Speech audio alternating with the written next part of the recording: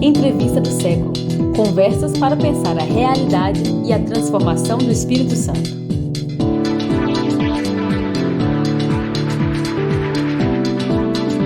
Olá, bem-vindo, bem-vinda, bem-vinde. Essa é mais uma entrevista do século.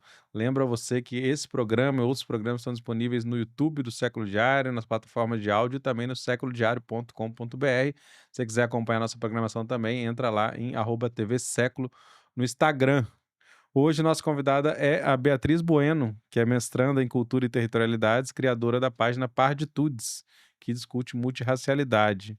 Bem-vinda, Beatriz, obrigado pela presença. Muito obrigada, Vitor. Estou super feliz de estar aqui hoje. Agradeço muito esse convite do século. Hoje a gente vai conversar bastante aqui. Beatriz, sua página assim, tem ganhado destaque, né, provocado alguns debates. Queria saber como é que você começou a pesquisar esse tema, a pensar sobre ele. Boa, Vi. Começamos bem já. Uma ótima pergunta aqui. Acho que o início de tudo, eu vou falar primeiramente de onde eu sou, né? Eu sou de São Paulo, capital, e tenho 27 anos hoje. E a minha jornada de pesquisa, ela começou bastante cedo no ensino médio, assim, pesquisa em temas raciais, né. Então, eu estudei numa escola no centro de São Paulo como bolsista, e era uma escola muito boa. E lá a gente começou a aprender temas raciais, assim, no segundo ano do ensino médio, eu nunca esqueço.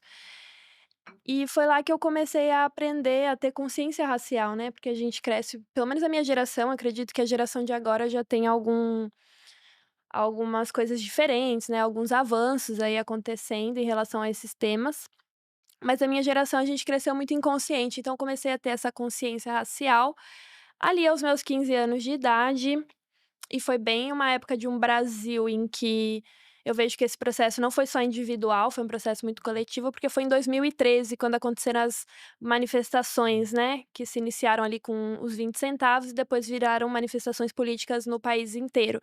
Então foi aquele momento que eu tive o meu despertar político, né, de consciência racial e também em relação ao feminismo, que é um tema que me interessa muito, não é o que eu decidi seguir, mas começou ali. E comecei a ler, comecei a me interessar, tinha a minha professora de história, professora de sociologia eram as que mais incentivavam, né, esse pensamento. Esse pensamento todo é sempre uma jornada de autoconhecimento, né, não só de conhecer a história do Brasil, e aí tive esse despertar de me descobrir negra, né, me descobrir nesse lugar de perceber como o racismo tinha afetado a minha experiência, a minha vida, e perceber como o racismo afetava a vida, né, das pessoas pretas e pardas em todo o Brasil. E esse processo foi amadurecendo, amadurecendo, né, então muitas leituras foram acontecendo, e até um momento em que eu comecei a ser confrontada dentro dessa afirmação, né, de me afirmar como pessoa negra.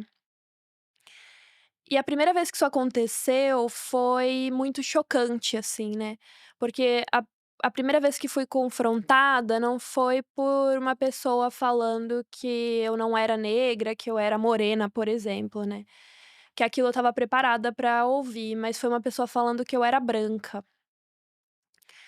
Isso aconteceu, eu devia ter uns 18 anos, né, então esse processo de estudo começou aos 15, aos 18 isso acontece pela primeira vez pela internet, porque em São Paulo, no contexto que eu cresci, dificilmente, pessoalmente, isso aconteceria, né.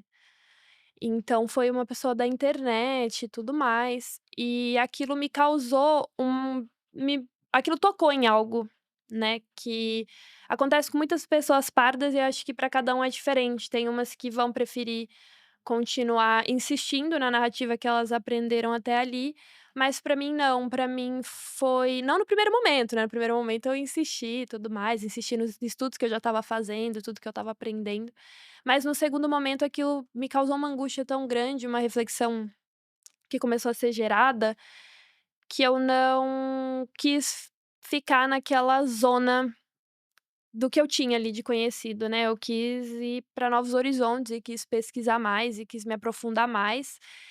E aí começa esse processo que hoje, né, após muitos anos, eu chamo de parditude, né, então é uma conceituação que eu estou fazendo dentro da academia. Acho que demorou bastante tempo para chegar, né, até aqui ao nível que eu tenho hoje e ainda tenho muito a evoluir, né. Na verdade, a gente tem, quer dizer, existe uma série de avanços de estudos sobre negritudes, e o estudo curiosamente, o estudo da branquitude, ele é mais recente, né, porque historicamente os brancos se viram num não lugar, né, de tipo assim: "Eu sou, na verdade, o normal, o padrão, e os outros", né, e aí como o pessoal fala que o racismo é um problema dos brancos, né, não é exatamente um problema dos negros, mas são os negros que têm que, eh entrar nessa luta e tal. E parditude é um conceito mais novo que eh, traz um debate também, num momento e nessa forma, como você disse, da internet, como as coisas estão lidando, que é muito, não só é complexo, como é um pouco explosivo, assim, né. Tem sido, discussões muito acirradas, né. Mas quando você fala, assim, do limbo racial, inclusive, eu queria que você, eh comentasse um pouco como que você enxerga, assim, esse lugar da partitude, né. O movimento negro inclusive fala que, né, pardo é papel, né, Uhum. não é cor de pele, não é tal. E o movimento negro cria esse, digamos, essa ideia de que pretos e pardos são negros, né, que são a maioria no Brasil, segundo o IBGE, né. Ou seja, pretos e pardos são a maioria, é uma coisa que a gente vê realmente nas ruas, né, que os brancos não são a maioria no Brasil, apesar de serem hegemônicos nas estruturas, políticas e sociais, vamos dizer assim, né. Mas como é que você entende esse lugar, esse chamado limbo racial? Por que que você acha importante trazer esse conceito de parditude, como que ele vai dialogar com essas 2 outras questões, a negritude e a branquitude? Então, essa pergunta que você fez é muito interessante, porque eu acho que estudar a branquitude é totalmente diferente de estudar tanto a negritude quanto a paritude ou a experiência indígena, né? Que é realmente esse momento em que a gente olha para esse lugar do opressor, que, como você falou, era visto como um padrão, né, da sociedade. E aí a gente começa a estudar esse lugar desse padrão, a branquitude, né? E tem vários autores que estão fazendo isso. A partitude, ela traz uma interseccionalidade do que o movimento negro vem trazendo até então. Então ainda é um estudo do que é esse grupo oprimido no Brasil racialmente, mas especificamente falando da experiência multirracial. Então, hoje em dia a gente tem um debate muito explosivo e eu não acho que é porque o estudo ele é tão polêmico assim, porque se você olha para a história dos movimentos sociais, quando o movimento negro começou a crescer, a querer botar o seu espaço, os movimentos progressistas falavam que aquilo estaria dividindo a classe trabalhadora, né, porque: "Ai, você está criando uma subdivisão da classe trabalhadora", com a ideia do movimento negro. No feminismo também não foi diferente, né, quando as feministas negras, as mulheres negras começam a perceber que elas têm pautas distintas das mulheres brancas e querem falar de suas próprias experiências, as pessoas também acusam essas mulheres de estarem trazendo um movimento que é sectário, que divide, que separa, que atrapalha. Mas faz parte, né, do caminho dos movimentos políticos e sociais. A cada identidade, querendo ou não, isso ainda está falando do espectro de identidades, né, e diferentes experiências que essas pessoas vivem na realidade, faz parte, né, dos movimentos políticos que esses grupos eles vão aprendendo a falar de si mesmos, né, e vão colocando suas experiências e vão, pesquisando suas próprias experiências, né, então falando um pouco sobre esse limbo racial, trazer um contexto histórico, né, então a gente tem os mulatos sendo acolhidos pelo movimento negro desde a Frente Negra Brasileira, né, tem resquícios históricos ali desde o de 1930 e pouco, de que os mulatos fariam parte, mas ainda não tinha essa força que tem hoje de dizer que o mulato não existe ou não pode falar mulato também, que é uma outra polêmica que a gente pode entrar mais à frente. Era apenas o mulato faz parte, a gente, né, ele também sofre com racismo e tal, então o mulato não precisava dizer até tal ponto que ele era negro, né. Ainda não existia essa ideia que é a hipodescendência, né. Que hipodescendência é essa ideia de que a pessoa mestiça, ela deve ter a identidade do grupo oprimido. Isso nasce nos regimes de apartheid, né, e é essa teoria que sustenta, a lei de uma gota de sangue e outras leis que aconteceram em regimes de apartheid, em que o mestiço ele não tinha esse direito de se autoidentificar enquanto o que ele era materialmente, apenas com o grupo oprimido, né. Então É assim que se começa a desenvolver esse pensamento. Porém, esse pensamento, ele traz um fortalecimento para os movimentos, né, porque o branco ali, que não permite, né, que esse mulato se identifique como também um descendente dele, ele vai se unir aos negros, né, e a gente tem, por exemplo, nos Estados Unidos, uma unidade de um movimento que luta contra o racismo. Enquanto no Brasil, que a Porque eles gente sofrem, né, mesmo a pessoa, né, sendo mulato, mestiço, como se queira chamar, ela sofre os impactos do racismo, talvez de formas diferentes, né. Aí entra até naquele debate do colorismo, né, que é outro debate, bem polêmico, mas de fato, assim, eh, eu acho que é uma coisa bem resolvida quando você pensa em interseccionalidade, né, porque são várias camadas, né, dá para também ter um medidor, né, mas, ser homem, ser mulher, ser LGBT, ser negro, ser, né, mestiço, tudo isso tem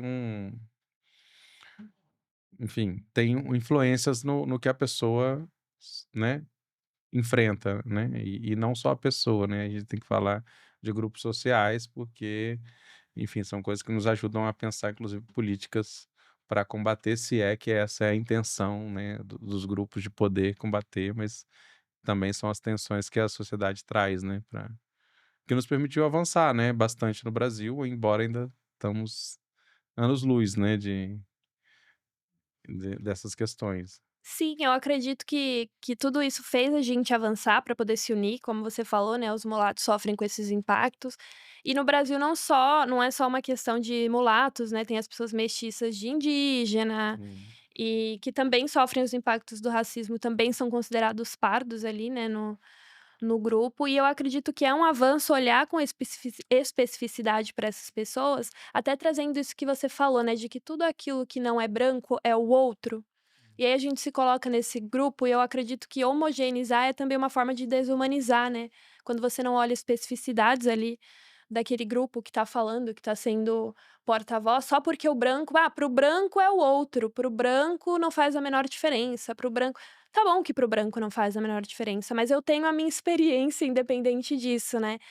E acho que o mais importante também é não deixar que é o que acontece hoje em dia, que a forma como a gente se ver pertencente no mundo seja a partir de sofrer experiências de racismo, né, então é muito comum pessoas pardas que elas ficam, sei lá, diante de bancas de heteroidentificação ou diante dos embates que eu mesma sofri, elas ficam naquela lamentação de histórias tristes, contando repetidamente experiências de racismo que essas pessoas tiveram, sabe, porque essas experiências de violência seriam o que comprovariam a identidade dela, né, então você enquanto a identidade ela deveria ser um conjunto de experiências culturais, sociais, né, daquilo do grupo que você tá, enfim, diversos aspectos. Hoje em dia a gente tem essa identidade que é validada apenas pela a violência como principal, sabe.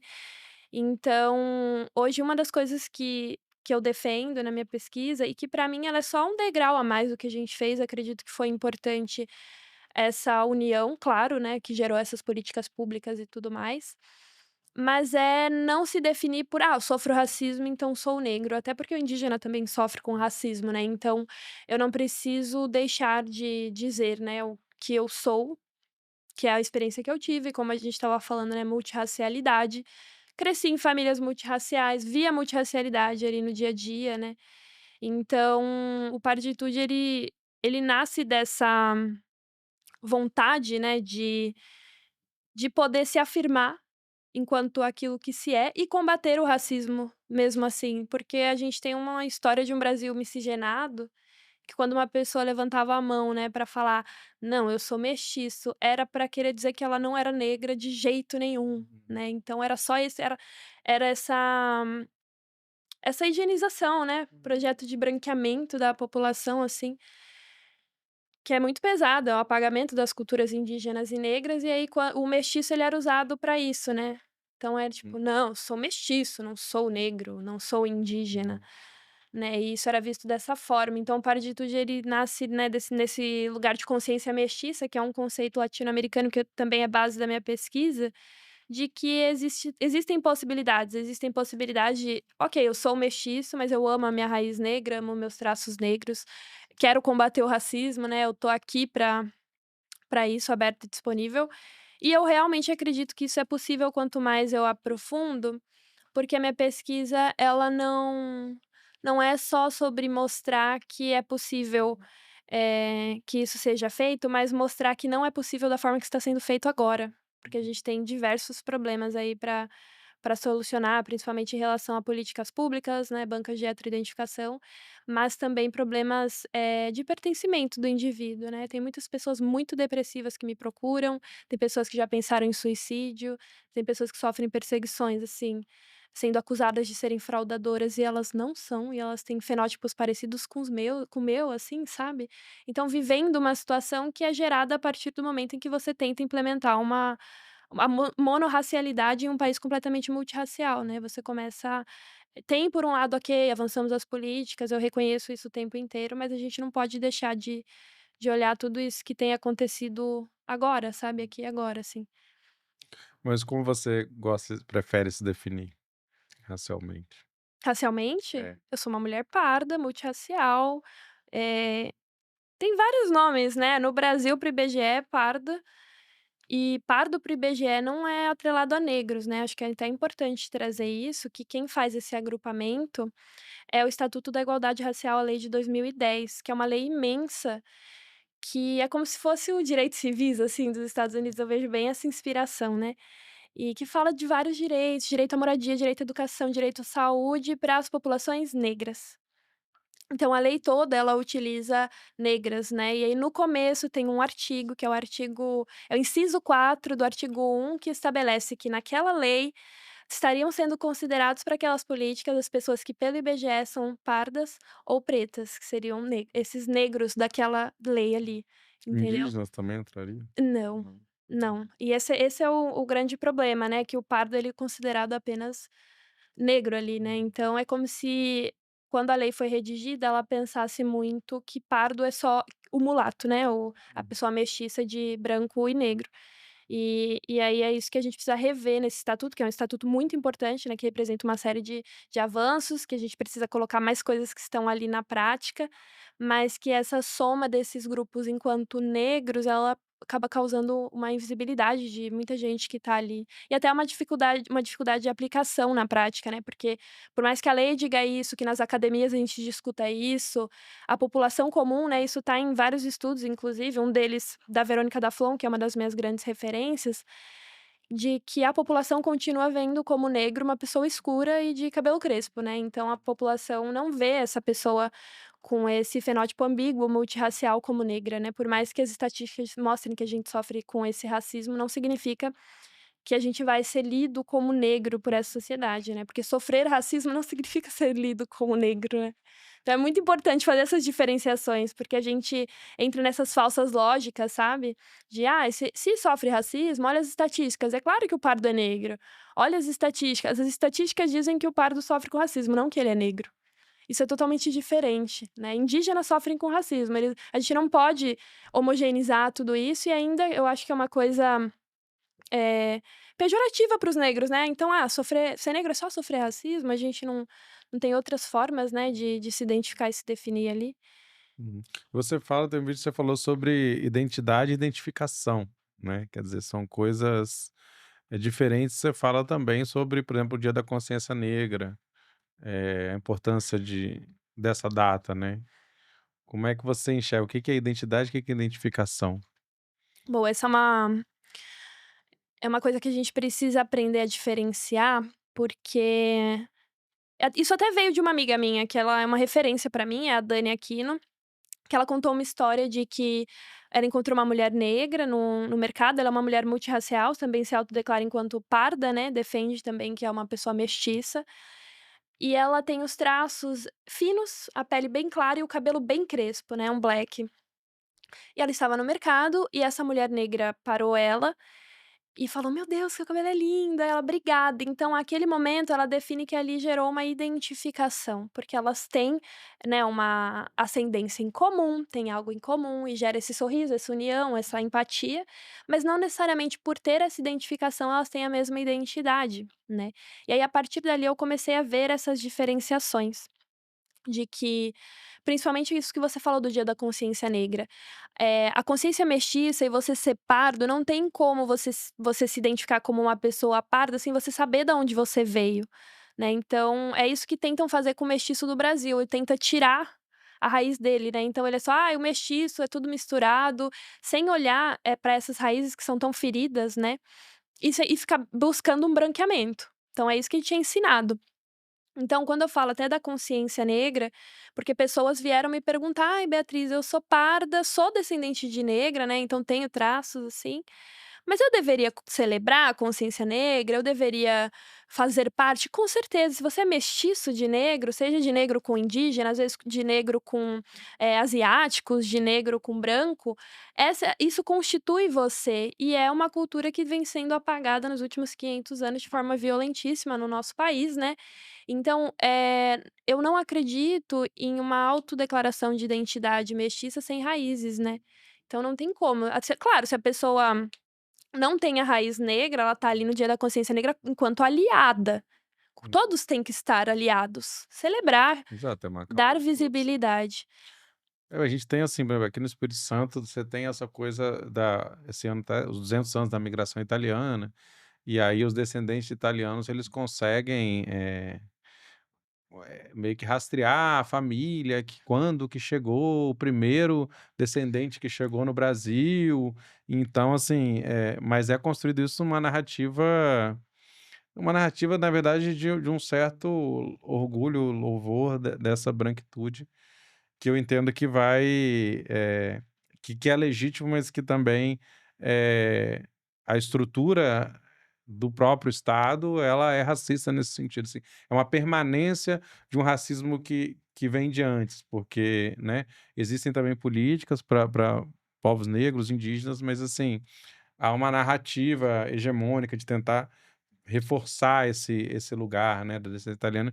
E os povos negros, indígenas, eles não têm essa, enfim, processo colonial violento, apagamentos, violências e não registros, você não tem essa possibilidade, né.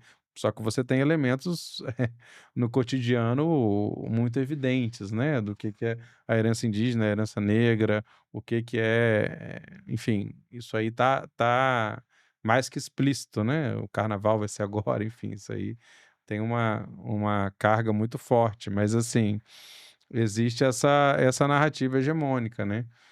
E eu ia te perguntar, uma coisa que eu esqueci, é que já que você cantou a pedra, por que que esse termo mulato é combatido? E a gente, ó, vai precisar de umas 3 horas aqui pra esse episódio, hein, gente. Eh, Essa questão do termo mulato é uma questão que eu venho investigando já há um tempo e, a princípio, eu não falava, né, eu não utilizava o termo, enquanto ainda não estava tão estabelecido, enquanto eu ainda não tinha construído fundamentação teórica, né, por mais que no meu dia a dia eu já conseguisse entender que o fato de falarem que existem etimologias, que vem de mula e tudo mais, pra mim já não se sustentava, porque o termo mulato, ele é o único a única palavra que a gente tem no português que descreve o mestiço de branco e preto, né. Então, assim, a palavra pardo é a palavra que eu uso hoje, porque ela faz uma unidade de pessoas miscigenadas que vivem uma experiência de fronteira, que é a experiência de multirracialidade que eu pesquiso, que ela tem muitos atravessamentos em comum. Então hoje eu tenho muitos atravessamentos com pessoas caboclas, por exemplo, que são descendentes de indígena e branco. Eu tenho muitos atravessamentos com Sim, pessoas cafusos cafusas, também. né, e com pessoas trirraciais também, que seriam os jussaras, que é o termo que eu uso. Tem vários termos, mas é o termo que eu uso em pesquisa. Então esse grupo pardo, ele tá ali unificado, mas o termo mulato é o único que fala da minha experiência diretamente. E quando os movimentos, eles substituem mulato por negro, eles estão tirando uma parte ali da história. E aí as pessoas falam assim pra mim, você até falou da questão do branco, né. "Ah, então você tá querendo", é muito louco, porque as pessoas que estão em um extremo, né, de uma esquerda que às vezes não quer me compreender, que eu considero, né, o meu movimento um movimento social-democrata de esquerda, elas vão falar que eu estou ao lado dos direitistas, porque eu estou querendo reconhecer a minha ascendência branca. né. E aí quando eu vem direitistas na minha página, que também aparecem bastante, eles ficam: "Ah, então você tem vergonha do seu lado branco?".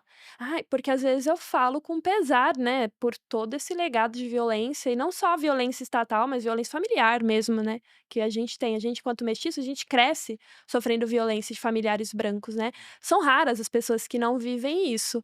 E De formas explícitas ou sutis, né? De exato. várias E é formas. muito recente, né, familiares brancos que são realmente acolhedores, conscientes. Tem, hoje eu vejo, mas assim, a gente sofre essas violências, então é desafiador para mim falar, mas eu reconheço que faz parte da minha realidade isso, né.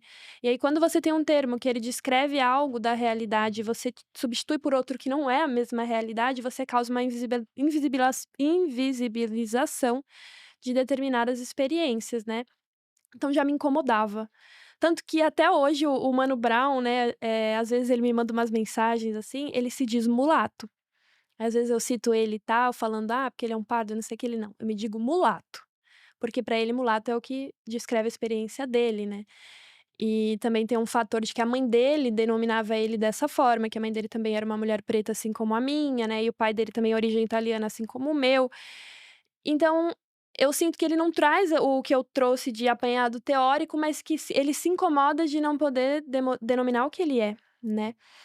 E sobre a questão etimológica, que falam que a palavra mulato vem de mula, tem uma historiadora, chama Lia Chastain, que ela já quebrou, né, esse mito, e ela falou que essa palavra ela vem de mulad, que é uma palavra árabe que significa mestiço de árabe com não árabe, né. E na Península Ibérica tiveram várias migrações de árabes para lá, e o árabe acabou influenciando muito tanto o português quanto o espanhol. Então quando os portugueses vêm para cá, e os espanhóis também usam o termo mulato, vem da palavra mulad. E aí a própria mula, né, e mulato advém disso, dessa questão da mistura, né, que é um animal misturado e tudo mais. E e aí eu Pra mim essa questão da etimologia ela estava muito fraca, muito enfraquecida, né. Porque também já tiveram vários mitos de que não seria adequado usar a palavra negro e preto, né, existem discussões disso no mundo inteiro, teve até uma reunião da ONU que aconteceu, eu não lembro o ano exatamente, eu acho que foi no começo dos anos 2000 ou quase nos anos 2000, mas que foi para falar qual era o termo mais adequado para se usar em questões de raça, e aí eles determinaram afrodescendente, né. Só que no Brasil, aos poucos, o movimento negro foi percebendo que falar afrodescendente não seria muito útil, porque a gente tem brancos que são descendentes de africanos aqui no Brasil, né, já que aqui a gente se vale do fenótipo, da aparência física. Então voltaram a utilizar os termos negro e preto, assim.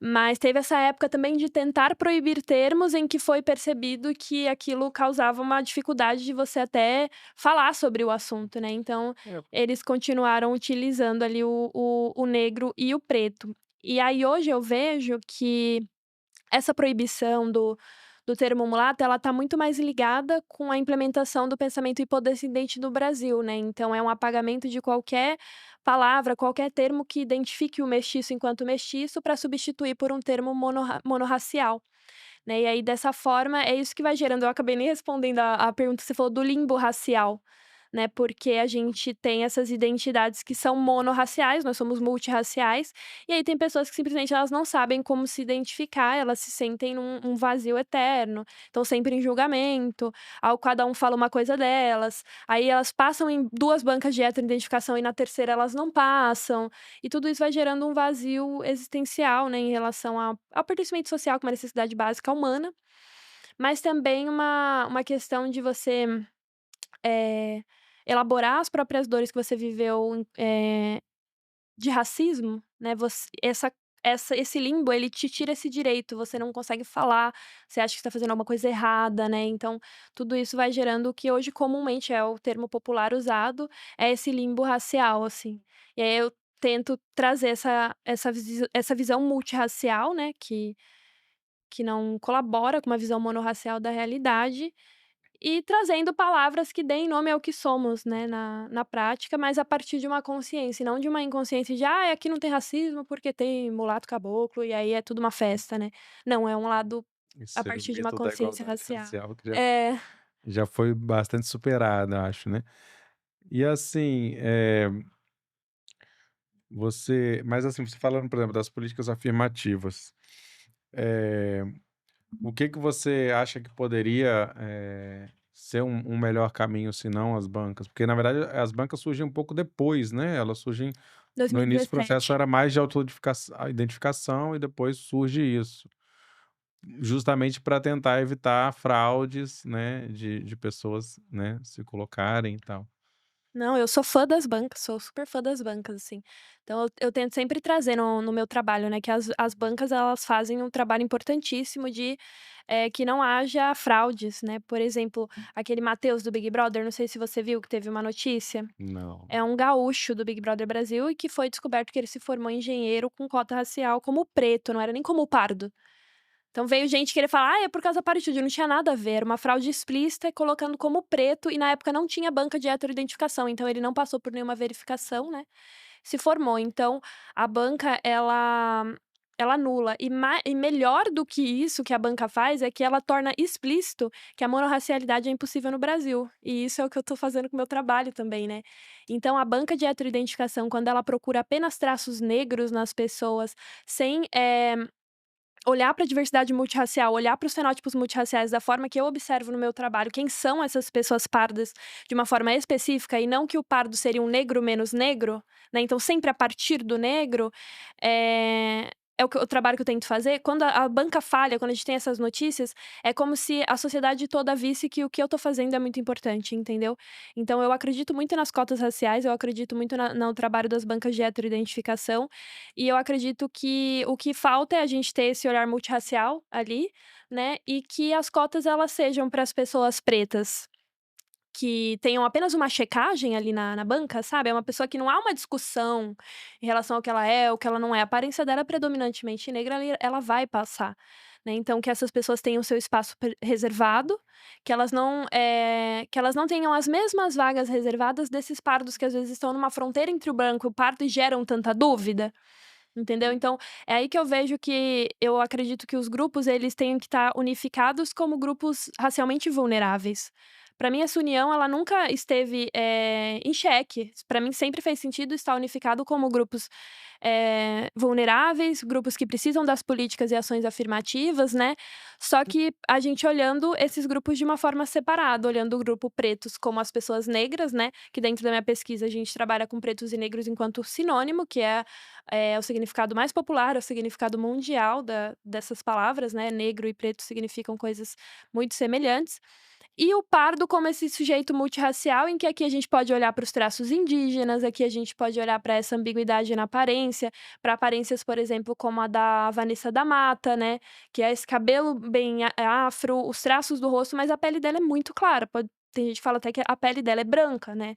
Momento sem sol, realmente a pele dela fica numa tonalidade branca. Isso é multirracialidade. Isso não é, negritude, né, isso é pareditude, é como eu chamo. E até aquela cantora Ananda, não sei se você viu o caso de racismo recente que teve, que aquela Ana Paula Minerato mandou um áudio pra um ex lá, um negócio de namorado, falando: "Ai, não sabia que você gostava de neguinha". E isso viralizou, e o fenótipo da Nanda é um fenótipo parecido com o da Vanessa, né, que é esse cabelo cacheado, quase crespo ali, com os traços, né. E eu sei, pela experiência que eu tenho com o meu trabalho, que o fenótipo dela não passaria numa banca de heteroidentificação. Mas ela tá ali sendo xingada publicamente, né, sofrendo uma injúria racial gravíssima, sendo exposta dessa forma. Então eu acredito que falta esse olhar, eh, que é dessa multirracialidade, que é um olhar específico mesmo, né, então, eu acredito que é sobre abrir esse debate, é sobre abrir essa gama de reflexões, porque muitas pessoas elas querem abafar, elas querem fingir que tá tudo bem, que a banca: "Não, é isso aí mesmo".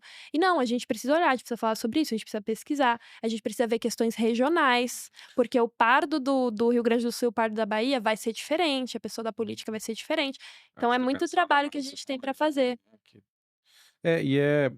o que é delicado aí, me parece, é o fato de que a crítica ao sistema, por exemplo, a banca de identificação, quando você tem uma coisa assim, uma falha, alguma coisa assim, né, que é vista como um erro, isso traz aqueles questionamentos, digamos, à direita, obviamente, de que olha só como está errado, né? Quer dizer, eles tentam implodir esse acúmulo, né? E a delicadeza, tipo assim, como criticar isso sem, eh, digamos, dar um palanque para essa galera. Mas isso também é isso, né? Eu acho que eles vão subir em qualquer palanque, qualquer oportunidade que eles encontrarem, e hoje de uma maneira muito mais organizada que a extrema-direita tá, eles vão bater, né? O que a gente tem que ter também é respostas, né? Para como se colocar, né? De uma maneira corajosa e assertiva nesse sentido, como fazer as críticas, né? Enfim, isso entra em algumas nuances. Eu acho que você também passou um pouco disso, né? De ter que responder como você falou, né? Dos dois lados, né?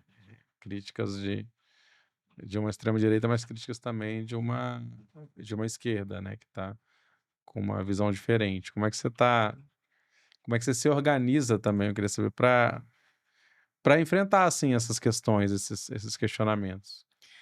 Isso que você me falou me lembrou que logo que começaram as bancas, tiveram gêmeos que prestaram e eles eram idênticos, né? E aí um passou e outro não passou. E aí foi capa da Veja escrito assim: raça não existe. As cotas são uma fraude. Né, e aquilo ali foi, enfim, muito chocante, foi um ataque mesmo da direita às cotas raciais. E ao meu ver, quando a gente não olha para problemas como esse, a gente abafa e finge que eles não estão existindo, por exemplo, é aí que a gente tá dando pano pra manga pra essa galera, entendeu? Pra eles falarem o que eles quiserem.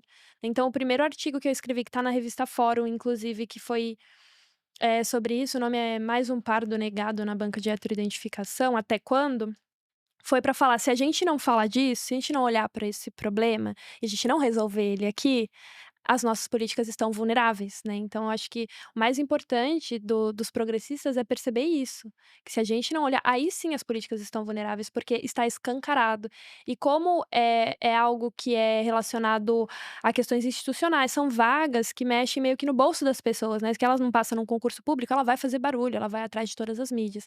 E tem pessoas que me procuram que vão atrás de mídias antes da página Pareditude, vão atrás de mídias pretas, né, enfim, jornais que falam de pessoas negras no geral, e essas páginas elas ignoram, elas preferem não comunicar exatamente pelo que você falou, né, que elas têm essa crença de que: "Ai, se dá palco a gente vulnerabiliza as políticas". E ao meu ver é o oposto, porque a pessoa não é acolhida aqui, e aí a pessoa fica com mais raiva, e eu tive contato com muitas pessoas pardas que elas estavam já caindo, né, numa narrativa de direita de: "Ah, então a cota racial não dá certo". Então, né, será que vale? "Ai, não deveria ter Porque prestado". o primeiro mérito da banca é inibir essas fraudes, né? Você saber que você vai passar por uma banca, se você é uma pessoa branca igual essa aí, ele já não vai se inscrever, talvez, né? Então, isso é difícil calcular, né? Que você não consegue, você não vai conseguir. Você pode avaliar e fazer uma estatística ali, né? Que é importante também para a política pública, de quantas pessoas foram rejeitadas nessa banca, quantos por cento, que deve ser um percentual bastante pequeno, É uns imagino, 30% né? Mas você não pode nos saber últimos quantos, concursos. quantos por cento não, né, não tentaram fraudar por saber que iam enfrentar uma banca, né? Aí essa estatística você não consegue Hum, fazer, né? Mas a verdade. existência da banca, eu entendo que ela já inibe um percentual grande de fraudes, né? Agora é uma suposição que eu não tenho números para, mas você imagina que a pessoa sabe, não, vou ter que passar por uma banca, eu já nem vou me inscrever, né? Porque aí ele corre o risco, se ele não passar na banca, ele está eliminado, ele não concorre nem como, né, nem é É, fraude, que né? isso para as pessoas pardas é um grande problema, né, porque são pessoas que são mestiças, muitas são pardas e viveram diversas situações de racismo, a banca chega e fala que ela não é apta e ela é vista como um fraudador, né. Isso é uma experiência de violência, assim, que eu não sei nem te nomear e que eu recebo relatos todos os dias de pessoas acabadas, pessoas perdidas, pessoas que estão tendo que a vida delas está bagunçando muito, mas que eu vejo como uma oportunidade de melhoria das bancas, nunca como algo porque as bancas são novas, 2017, a gente está em 2025, a gente está falando de políticas, né, que são muito complexas para reparar problemas que são foram 300, mais de 300 anos de escravidão, né, então a gente vai demorar um tempo para entender isso. E o que eu sempre defendo é que se a gente tá numa sociedade que sabe quem é o pardo para discriminar, né, para ele estar ali naquelas estatísticas, vai ter que saber quem é na banca de heteroidentificação, né. Então, é nosso dever, nossa responsabilidade amadurecer, melhorar e olhar O para ideal é que isso. as cotas não fossem nem necessárias, né, mas para isso a gente vai precisar de de uma série de um longo prazo desse tipo de política e de uma mudança estrutural que infelizmente não está caminhando para acontecer, né, mas talvez quando a gente tivesse, né, chegasse num futuro aí utópico, a gente não precisaria, porque nós estaríamos, garantindo, né, condições iguais que estão longe de acontecer. Mas eu queria falar, né, você fala muito das mensagens que chegam, né, muitas mensagens e tal, e as pessoas, se identificam de alguma maneira com o que você fala, trazem, questionamentos, identificações e tudo mais. Mas falar um pouco desses encontros, mais reais que você tem feito, né, inclusive aqui em Vitória, aconteceu recentemente, né, agora no fim de semana, um encontro nesse sentido, uma roda de conversa, queria que você contasse um pouco o que que foi e como que tá por que essa iniciativa e como tem sido isso? Porque o espaço do olho no olho, ele é totalmente, diferente, né. Ai, gente, foi muito bom. Foi muito bom. Sábado a gente teve encontro presencial lá no Pier de Iemanjá. E desde que eu cheguei aqui eu já estava querendo fazer, eu estava pensando um pouco se ia dar, porque eu estava escrevendo o livro, né. Então eu estava com a cabeça muito cheia do tema, porque é muito complicado você trabalhar com a rede social, você pesquisar de forma acadêmica, de forma profunda, lendo textos complicados, lendo textos em outras línguas, né. E aí você ainda ter uma energia para você disponibilizar para um público, para abraços, para enfim. Eu sou uma pessoa, por mais que eu sei que é um pouco difícil de acreditar, mas eu sou introvertida. Então eu tenho um pouco de dificuldade com encontros presenciais, com muita gente, mas aí eu comecei a encontrar pessoas, as pessoas na verdade me encontravam aqui nas ruas, né. Então eu fui parada no mercado por uma pessoa, fui parada na orla da Praia da Costa, lá em Vila Velha, por pessoas: "Caramba, eu gosto muito do seu trabalho, vamos tomar um café?". Aí fui parada, perto de onde eu tô morando, lá em Itapuã, por uma menina, ela: "Não, vamos marcar alguma coisa", e recebendo mensagens também no Instagram, né, de: "Ai, faz alguma coisa aqui no Espírito Santo". Então eu percebi que tinha essa demanda que eu não sabia que tinha, porque os dados, né, que o Instagram me mostra, nenhuma cidade do Espírito Santo tá como das pessoas que mais me seguem ali, né. Talvez até pela proporção, né, são cidades menores, né, É, comparado a São também, é Paulo, Rio, verdade, Belo tem isso. Horizonte. Porque o primeiro é São Paulo, depois Rio, depois é Salvador, né, depois é BH. E aí não mostra mais então eu não sabia muito bem como ia ser, mas eu decidi: "Não, eu vou fazer um encontro e vai ser aberto, vai ser realmente pelo propósito, pelo amor, pelo acolhimento", então foi gratuito, né, totalmente aberto. Eu preparei uma fala que foi muito do coração, assim, porque quando eu comecei esse trabalho, assim, eu defino como o propósito principal do Paroditude é acolher pessoas, né, então a prioridade um é acolher essas pessoas em sofrimento, e aí a 2 vai ser criar o conteúdo acadêmico, impactar políticas públicas e tal, que é uma parte muito importante, é uma parte mais técnica. Mas o mais importante pra mim é realmente esse olho no olho, assim, o encontro foi maravilhoso. E a gente teve muitas trocas intelectuais, mas acho que o momento que é mais recompensador é realmente quando as pessoas colocam suas trocas pessoais e a gente vê a história se repetindo ali, né. Então pessoas com histórias muito semelhantes, vivendo a mesma coisa, elas contam, é muito comum, porque é muito parecido com o que eu vivi também, né, então contam um monte de experiências de racismo pesadas. Teve uma das meninas, que eu não vou expor o nome dela, mas foi uma história que me tocou muito, que ela falou que estava namorando um cara branco, e a avó dele ia fazer 100 anos. E aí ele convidou ela para o aniversário e ela até comprou um vestido novo pra ir. Quando chegou em cima da hora, ele falou: "Olha, não vai dar pra eu te levar, porque, eh, a minha avó tá fazendo 100 anos", e era uma portuguesa e tal, e na família nunca ninguém namorou alguém como você. E ela é uma menina com traços caboclos, assim, né, então ela facilmente, por alguém de uma banca ou de um movimento negro, assim, que não tem esse olhar pra ver que pardos também são caboclos, ia falar que ela era branca, que ela tá muito próxima do branco, que ela é branca.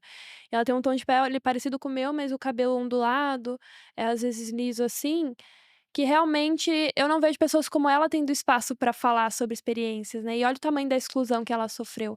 Então todo mundo ficou, assim, com o coração muito apertado ali, e aí é aquela que como eu te falei, segue essa narrativa, as pessoas contam experiências de racismo muito pesadas, assim como essa, e o menino não levou ela e tal, no aniversário lá da senhora. E aí depois falam de como foram invalidadas, chamadas de branca e silenciadas e não tiveram esse espaço nem para contar essa história, né. E o quanto isso e aí eu fiz uma breve fala sobre o quanto isso atrapalha a gente na própria elaboração do trauma que foi vivido, né, é como se o trauma ele fosse sobreposto pela não oportunidade de elaboração dele em grupo, em coletivo, né, porque não é à toa que existem terapias em grupos, enfim, eu dediquei um capítulo do meu livro para falar disso mais especificamente, com com bastante literatura da psicologia mesmo, né, trazendo esse essas referências da psicologia, explicando o quanto é importante a gente ter pertencimento, o quanto é importante a gente ter grupo, né, ter essas não precisa necessariamente ser terapia em grupo, mas se reunir para falar das dores, e o para provar o quanto que impacta, né, uma pessoa parda, porque às vezes quem tá de fora não entende, seja uma pessoa branca ou preta, mas que não tá nesse corpo, ela não consegue entender por vezes quando a gente fala: "Não, mas eu não sou branco", e a gente fica tão ofendido, e é porque a gente viveu muitas dores por não ser branco, né, então no momento que falam: "Ah, mas você é branco", ou "Você é muito próximo do branco, você é quase branco", é como se essas dores estivessem sendo desvalidadas, né, então isso vai criando camadas de traumas ali, e é isso que eu mais trabalho nos encontros presenciais. É esse olho no olho, é as pessoas se sentirem bem para contar suas experiências, para dividir, para sentir que elas estão em um lugar seguro, ninguém vai olhar para elas e falar: "Ah, mas fulano, ciclano, beltrano sofre mais do que você". Não, eu tô aqui para te ouvir, independente claro que tem gente que sofre mais, tem gente que sofre muito mais, sempre tem, né. Então, é esse espaço aberto, total ao acolhimento, à escuta, e a base política ela precisa existir, porque a oposição ao que eu falo é muito forte, né. Então eu chego com essa base teórica, política, acadêmica, histórica, mas assim, é para preparar o terreno, né, para o que eu considero essencial, que é realmente essas pessoas ali se abraçando, se amando, se acolhendo, e que é o que eu sinto que eu que é um privilégio para mim poder proporcionar, sabe, essa união ali. Você enxerga, que esse termo que você trabalha, a partir dele pode ser instrumentalizado ou conduzido para outros lugares que não o que você entende, assim, digo politicamente? Você tem essa preocupação, por exemplo? Isso já acontece, assim, bastante, na verdade, né, tem bastante gente que usa, tanto pessoas apoiadoras quanto pessoas que se opõem, e geralmente, assim, 80% não está falando da partitude que eu tô conceituando, né, tá falando de várias coisas. Tem até apoiadores que escrevem de forma equivocada e às vezes eles caem numa coisa meio movimento Nação Mestiça, não sei se você conhece? Que é um movimento de direita, assim, que defende os mestiços, mas que é um movimento que não leva o fenótipo em consideração, é um movimento que é contra cotas raciais, né.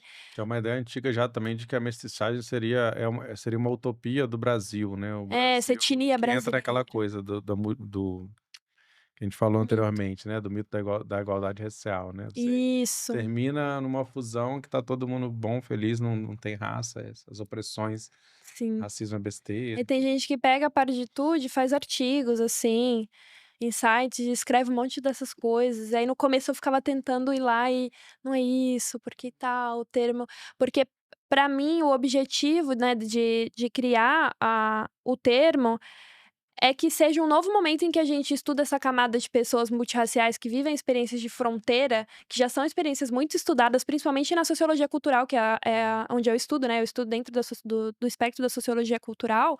Essas experiências fronteiristas, híbridas, elas já estão sendo muito estudadas, né. Então é para trazer isso a partir de uma consciência racial. Uma consciência de que a gente precisa combater o racismo.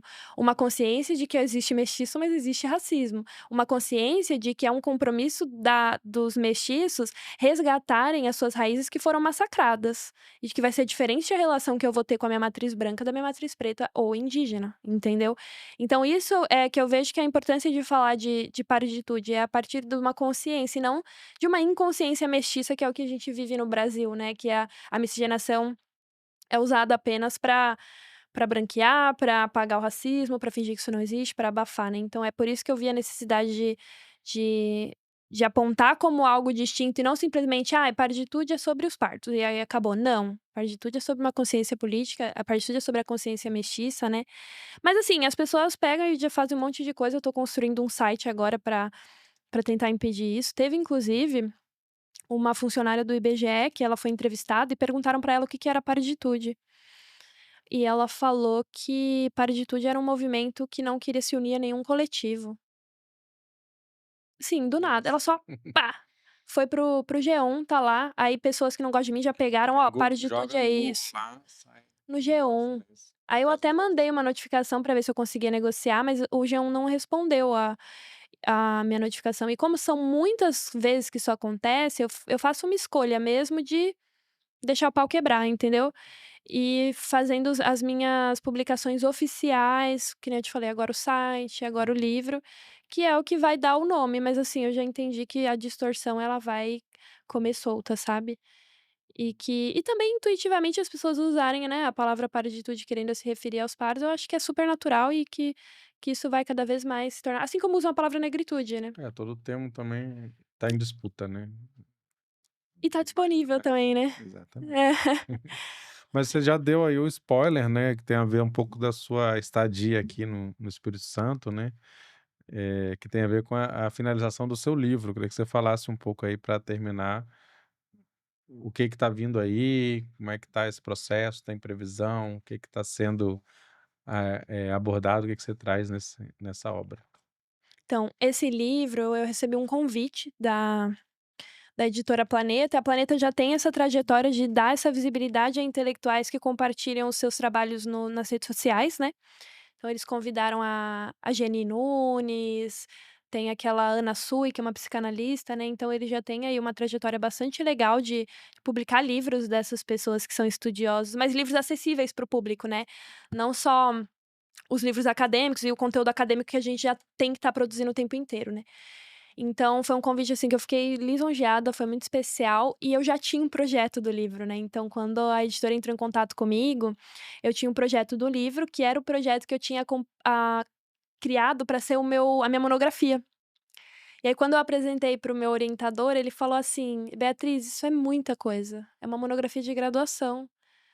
Tem um monte de coisa aqui que não tem necessidade, por exemplo, de você escrever, porque já foi escrito na academia, por exemplo, a parte do livro em que eu explico muito do racismo que eu vivi na infância, eu vou falar de questões de cabelo, vou falar de questões, né, de cor da pele, enfim, e que aquilo eu estaria meio que repetindo e que pra dentro ali do contexto da academia aquilo não fazia sentido eu trazer no meu TCC, só que eu estava com o projeto redondinho, assim, né, do que eu queria falar, que basicamente era fazer uma linha histórica que eu acredito que é uma linha do Brasil, de muitos pardos, e que também foi a linha da minha experiência empírica, de viver uma inconsciência racial total, e é um momento que a gente busca o embranquecimento, né, então a gente tá aqui desse lado buscando o embranquecimento, enfim, até o momento em que a gente passa a ter consciência racial e a gente polariza, enquanto mestiço a gente quer negar totalmente o branco e, né, dar totalmente essa visibilidade para o preto. Acho que até hoje a gente, isso é uma necessidade, né, que a gente tem.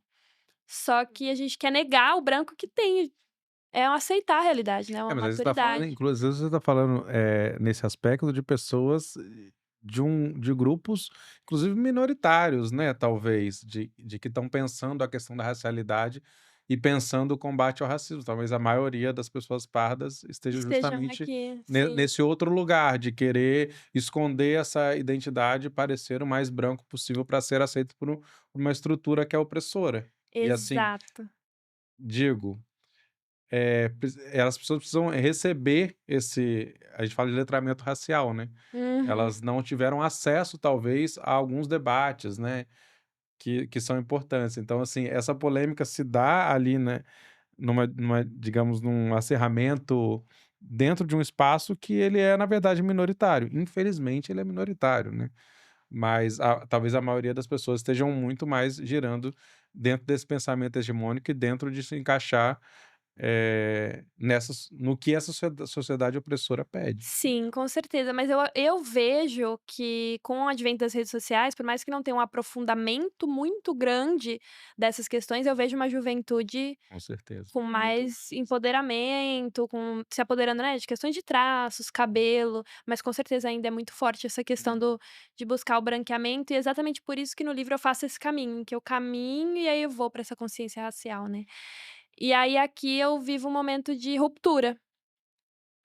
E aí eu falo dessa ruptura, eu falo dessas questões, né, de ter a sua identidade questionada e tal, aspectos psicológicos, banca de heteroidentificação e tudo mais, para depois trazer essa inovação, né, do que é consciência mestiça, do como que a gente vai aplicar, né, e quais são as maiores problemáticas que a gente enfrenta hoje em dia tentando implementar a monorracialidade, tendências mundiais que a gente tem também atualmente de que estão começando a olhar para a multirracialidade em países em que a estão começando a olhar para a multirracialidade, né, em países em que operou a hipodescendência ao longo de todos esses séculos, né, então eu trago tudo isso, assim, eu faço essa linha do tempo. E aí estava guardado esse projeto e quando a editora me procurou, eu falei: eu já tenho aqui um projeto", porque o meu TCC acabou sendo só a última parte ali, né, daquilo ali. Que era realmente a crítica, que era realmente encontrar o problema e poder gestar uma solução, né. Então elas adoraram e eu demorei 1 ano para escrever, né, porque eu estava num trabalho CLT, que não me permitia, né, estar totalmente ali, e aí eu saí do trabalho CLT para poder terminar o livro, que eu só tinha escrito o primeiro e o segundo capítulo, assim, em meses, eu falei: "Não, chegou a hora de eu ir me entregar realmente para isso, né, que para mim é o meu propósito". E aí eu vim pra cá, vagou um quarto na casa de uma amiga minha ali, em Vila Velha, uma praia maravilhosa, eu amo praia. E aí fiquei tecendo, né, o meu livro todos esses meses, desde outubro até dia 31 de janeiro, e ficou muito especial, eu amei, a editora tá lendo, né, então daqui a pouco eles vão me mandar os ajustes que eles fizeram. E a previsão é que como é cerca de 6 meses para ficar pronta, eu falo que a previsão é a primavera, né, porque não sabemos em qual altura da primavera que vai ficar pronto, mas vai ficar pronto até a primavera desse ano. Então eu tô muito animada. Legal. Bom, nosso tempo está acabando. Se você quiser dar uma última palavrinha muito rápida, ou quiser deixar alguma mensagem. Eu queria agradecer de verdade pelo convite. Eu acredito que, como o tema é muito complexo e muito profundo e tem muitas camadas, por vezes eu acabo em vídeos, né, do YouTube ou em vídeos do Instagram falando de uma parte, e aí ficam várias dúvidas das outras partes, assim. E ser convidada, né, para um videocast, a gente consegue desenvolver mais algumas coisas e consegue falar mais sobre algumas coisas. Então, fiquei muito feliz, né, da gente poder conversar por quase 1 hora, né, sobre o tema. E contem comigo, podem me chamar depois da publicação do livro, que eu vou adorar vir aqui. Eu quero fazer um lançamento aqui, nem que seja uma coisa pequenininha, sabe? Que eu gosto muito desse lugar. E é isso. Beleza, obrigado, Beatriz Bueno. Essa foi a entrevista do século. Produção e locução minha, Vitor Taveiro, apoio técnico aqui do Alexandre Bisinotto, no estúdio Rocket Filmes.